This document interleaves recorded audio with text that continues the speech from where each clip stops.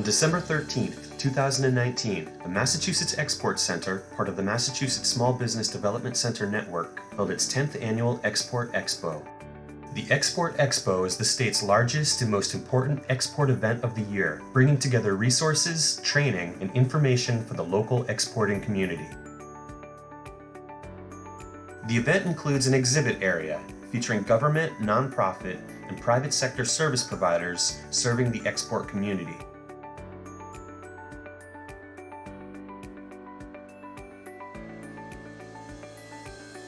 The Export Expo also features influential guest speakers, workshops, and panel discussions on a variety of export-related topics. The 2019 Export Expo opened with Kevin Wolf, former Assistant Secretary of Commerce for Export Administration under the Obama administration, and Clete Willems, former Deputy Assistant to the President for International Economics and Deputy Director of the National Economic Council, and part of the National Security Council under the Trump administration.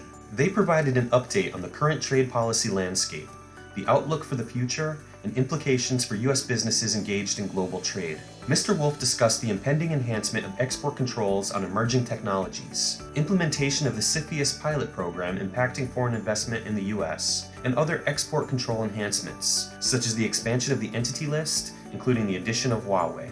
The statute requires that any proposed controls over any of those sectors be narrowly tailored to address specific threats and that they be published as a proposed rule before they would become final.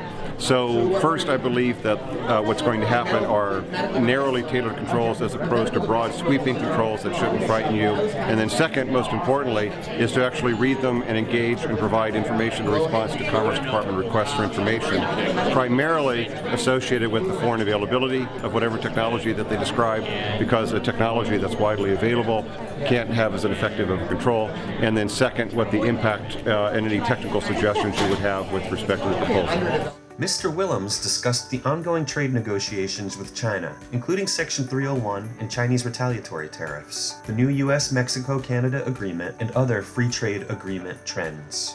I do think it's important that all businesses realize that the U.S. and China are going to be rebalancing their relationship for years to come, and it's really important that as that process occurs, businesses make sure that their voice is heard and that they help the administration make good policy, they help the administration understand the best way to deal with some of its concerns and some of the unintended consequences as well. The Expo featured a panel of CEOs from Massachusetts exporting firms discussing their observations on trends in navigating a transitioning global environment. The panel was moderated by Doug Banks, executive editor of the Boston Business Journal. I think that, we hear of the international uncertainty makes it so difficult to do planning, to go after new customers, new regions, and so, knowing when different policies are going to come into place or, different trade agreements will be signed really matters to local businesses that are trying to expand and grow internationally. Changes in trade policy affect the cost of goods, they affect the cost of labor, they affect the cost of doing business, and they affect the landscape, the environment that you're operating in and that you're competing with. And so it's important to be on top of trade policies so that you can stay ahead of any changes and put your company in a position to be competitive and to be ahead of the curve. The Expo also featured a panel of companies that discussed meeting challenges in two-way trade with China, featuring special guest Cynthia Griffin, Minister Counselor for Commercial Affairs at the U.S. Embassy in Beijing. The 2019 Export Expo also featured special guest speaker Karen Neese-Vogel of the U.S. Department of Commerce Bureau of Industry and Security, as well as keynote speaker Bradley Smith, Deputy Director of the Office of Foreign Assets Control, or OFAC, for the U.S. Department of the Treasury. Mr. Smith provided an update on OFAC developments over the past year, including new requirements to report blocked or rejected transactions, the new framework for compliance commitments, and ongoing sanctions developments. The Export Expo featured expert speakers addressing a range of current issues affecting exporters, including trade policy, export compliance, global risk management, export controls, economic sanctions, and more.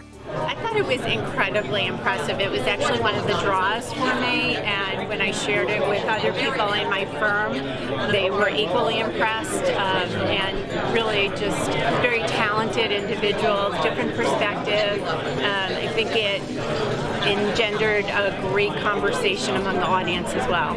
Mass export helps us take these complex, complicated, and confusing regulations that just come from all kinds of different agencies and are flowed down from our customers, and they help us to put programs in place so that we can comply with these and remain competitive and work in a global environment. The day concluded with a networking reception sponsored by DHL.